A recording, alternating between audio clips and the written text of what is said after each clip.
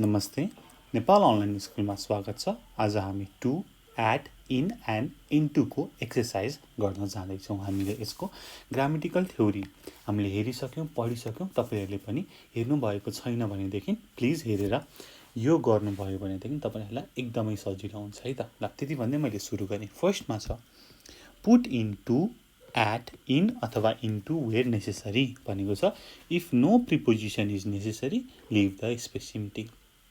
चाहिने ठाउँमा हामीले टु एट इन इन्टु राख्नु पर्यो। अब केही पनि लाग्ने छैन भने त्यसलाई खाली छोडिदिनु पर्यो है। ठिक छ, ल गरौँ त। 1 3 people were taken to hospital after the accident है। टु हस्पिटल किन त? अब हामीले त एउटा इन एट अन भन्ने भिडियोको पार्ट 3 छ, त्यसमा हामीले पढेका छौँ। हस्पिटल, त्यस्तै गरी prison, bed, in hospital, in prison भनेर पढेका छौँ। अब त यहाँ हेर्नुहोस् त, 3 people were taken to hospital after accident छ। किन टु आयो त भन्दाखेरि हामीले टु के को लागि प्रयोग गर्छौँ त? Movement, for movement. ठिक छ। र इन अथवा एट के को लागि प्रयोग गर्छौँ त? फर पोजिसन है। हो, त्यही भएर यहाँ टु आयो है। जस्तै गो टु चाइना। अब चाइना भनेको त कन्ट्रीको नाम हो। कन्ट्रीमा त इन लाग्नु पर्ने हामीले अगाडि भनेको जस्तै है। त्यस्तै गरी गो ब्याक टु इटली हो। हामीले टु किन आयो त भन्ने कुरा हामीले पढिसकेका छौँ है। तपाईँले त्यो भिडियो हेर्न सक्नुहुनेछ। Too am tired let's go home now. किनकि यहाँ कुनै पनि प्रिपोजिसन लाग्दैन। किन भन्दाखेरि हामीले होममा केही पनि प्रिपोजिसन लाग्दैन भनेर पढेका छौँ। टु होम भनेर लेख्दैनौँ। गो होम हुन्छ, कम होम हुन्छ, गेट होम हुन्छ, एराइभ होम हुन्छ, अन द वे होम हुन्छ, तर टु होम हुँदैन। यस्तै गरी 3 number We left our luggage ... the station and went to find something to eat. We left our luggage at the station.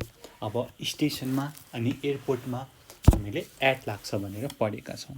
4 Shall we take a taxi ... the station or shall we walk? अब चाहिँ shall we take a taxi to the station हुन्छ। माथि हेर्नुहोस् त, पोजिसनको बारेमा कुरा गरेछ, तल मुभमेन्टको बारेमा। shall we take a taxi to the station। अनि प्लस हामीले के भनेका छौँ भन्दाखेरि गो, टेक, अराइभ अनि ट्राभल हो। यस्तोसँग चाहिँ टु आउँछ है, जब चाहिँ मुभमेन्टको कुरा हुन्छ भन्ने कुरा गरेका छौँ। तपाईँले एकदमै राम्रोसँग बुझ्नुहुन्छ यदि यसको ग्रामेटिकल रुलको भिडियो हेर्नुभएको छ भने। 5 I have to go the bank today.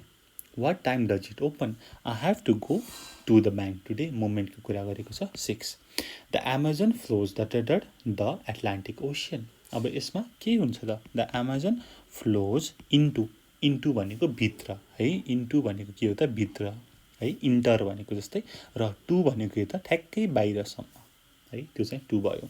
7 I missed the bus so I walked home. यहाँनिर केही पनि हुँदैन।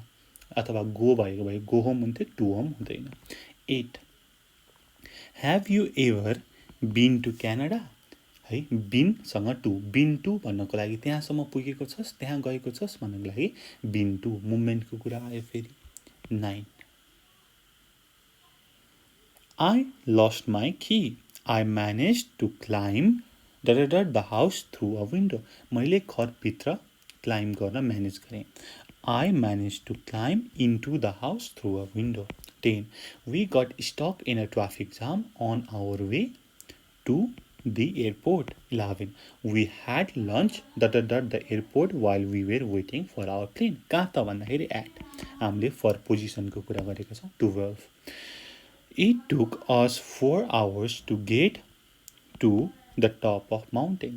13 Welcome to the hotel. We hope you enjoy your stay here. 14 We drove along the main road and then turned into a narrow side street. 15 Did you enjoy your visit to the zoo? 16 I did some shopping on my way ... home. On my way to home हुँदैन, हामीले टुसँग केही पनि preposition लगाउँदैन। 17 Marshall is French. He just returned to France after 2 years in Brazil. In भनेको पोजिसन, तर to भनेको मुभमेन्टको कुरा गरेको छ।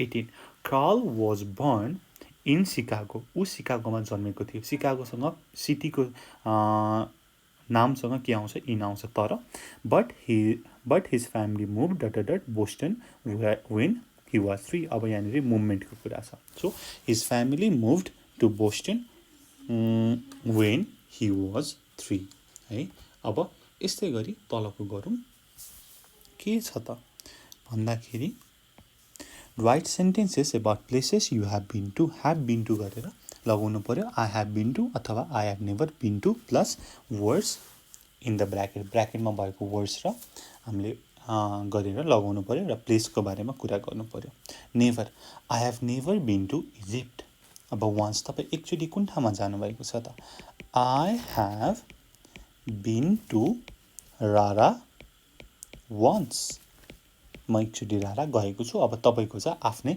आफ्नो बारेमा लेख्नु होला नेभर तपाईँ कहाँ कहिले पनि जानुभएको छैन म मुस्ताङ कहिले पनि गएको छैन I have never been to Mustang few times म फ्यु टाइम कहाँ गएको छ त एउटा काठमाडौँमा टौडह लेक भन्ने छ त्यसमा मैले केहीचोटि गएको छु I have been to टौडह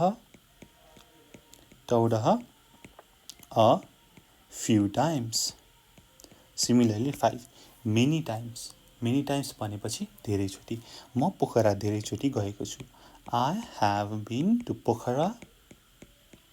Pokhara many times है यसरी तपाईँले गर्न सक्नुहुन्छ आई हेभ बिन टु लगाएर यस्तै गरी नेक्स्ट हेरौँ त के भनेको छ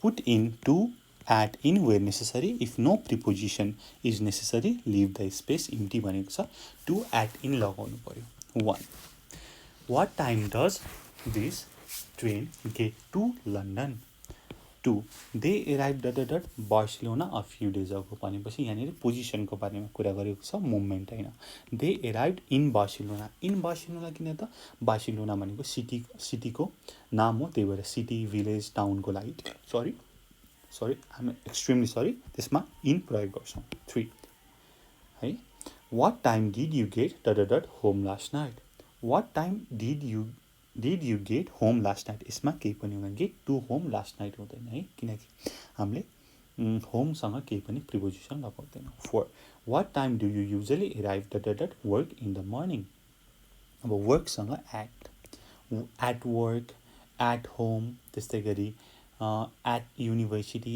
एट कलेज एट स्कुल भनेर हामीले एउटा इन अन एट भन्ने छ त्यसको पार्ट 3 मा पढेका छौँ त्यसको एक्सरसाइज पनि गरेका छौँ त्यहाँ पनि यो कुरा दोहोरिएको छ 5 when we got to the cinema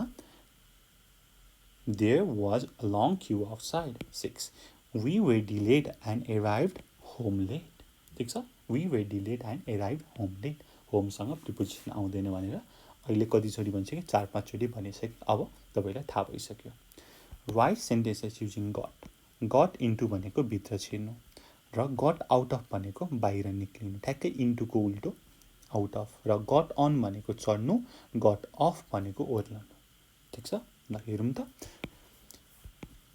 you were walking home a friend passes you in a car see saw you she stopped and offered you a lift she opened the door what did you do अब तपाईँ कारभित्र छिर्नुभयो I got into the car म कारभित्र छिरेँ त्यस्तै गरी 2 you were waiting at the bus stop at last your bus came and stop the door opened what did you do then अब तपाईँ चाहिँ बस स्टपमा कुरिरहनु भएको छ अन्तिममा बस आयो बस रोक्यो बसले ढोका खोल्यो अब तपाईँले के गर्नुहुन्छ त बसमा चढ्नुहुन्छ I got on the bus 3 you drove home in your car you stopped outside your house and parked the car मैले गाडी चलाएर घर आएँ मैले घरको बाहिर रोकेँ पार्क गरेँ अब के गर्छु त भन्दाखेरि म मेरो गाडीबाट बाहिर आउँछु भनेपछि गट इन्टु भनेको भित्र छिर्नु थियो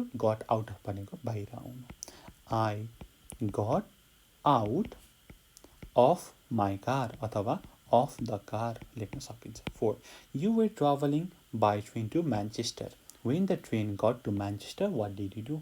तपाईँ चाहिँ आफ्नो कुनै ठाउँबाट म्यान्चेस्टर जाँदै हुनुहुन्छ ट्रेनमा, ट्रेन म्यान्चेस्टर पुग्यो, अब त तपाईँ ओर्लिनुहुन्छ नि त। अब ओर्लिनु भनेको के हो? Got off. I got off the train, अथवा आई गट अफ मात्र लेखे पनि पुग्छ, द ट्रेन नलेखे पनि हुन्छ। 5. You need a taxi. After a few minutes, a taxi stopped you. You opened the door. What did you do then? है, तपाईँलाई चाहिँ ट्याक्सी चाहिरहेको छ, केही बेरपछि ट्याक्सीले रोक्यो र तपाईँले ढोका खोल्नुभयो। अब के गर्नुहुन्छ त? तपाईँ ट्याक्सीभित्र छिर्नुहुन्छ भनेपछि I got into the taxi, ठिक छ। अथवा तपाईँले I got in the taxi in पनि प्रयोग गर्न सक्नुहुन्छ, अथवा आई गट इन मात्रै पनि भन्न सक्नुहुन्छ। 6. You were traveling by plane. At the end of your flight, your plane landed at the airport and stopped. है, the door were opened. You took your bag and stood up.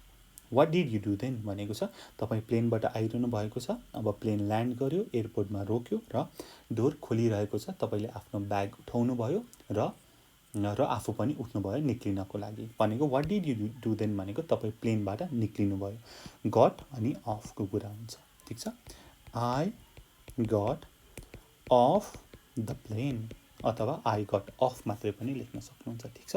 हो, हामीले यसरी यसको बारेमा डिस्कसन गरेका छौँ, रुलहरू भनेका छौँ है। तपाईँलाई थोरै पनि कन्फ्युजन छ भने यसको ग्रामेटिकल रुलको भिडियो हेर्नुहोला। त्यसको लागि नेपाल अनलाइन स्कुलको युट्युबमा गएर इङ्ग्लिसको प्लेलिस्ट खोजेर त्यहाँनिर तपाईँले हेर्न सक्नुहुन्छ, ठिक छ। यसको टु एट इन इन्टुको ग्रामेटिकल भिडियो र अर्को छ इन एट अनको पार्ट 1, पार्ट 2, पार्ट 3 छ र यसको सबैको एक्सर्साइज पनि छ, ठिक छ। जम्मा गरी 6वटा भिडियो छ, यो पनि हेर्नुभयो भने तपाईँलाई यहाँ केही समस्या हुँदैन, ठ्याक्कै त्यही रुल यहाँ एप्लाई भएको छ है। ल, त्यति भन्दै तपाईँलाई केही समस्या भयो भने कमेन्ट गर्न सक्नुहुन्छ, डिस्क्रिप्सनमा दिएको फोन नम्बरमा फोन पनि गरेर हामीलाई भन्न सक्नुहुन्छ। केही गुनासो छ, सल्लाह सुझाव छ भनेदेखि प्लिज भन्नुहोला। त्यति भन्दै यो भिडियो यहीँ सकाएँ। Thank you so much for watching. Until next time, good bye, keep learning. जय चन्द्र सूर्य, पिस।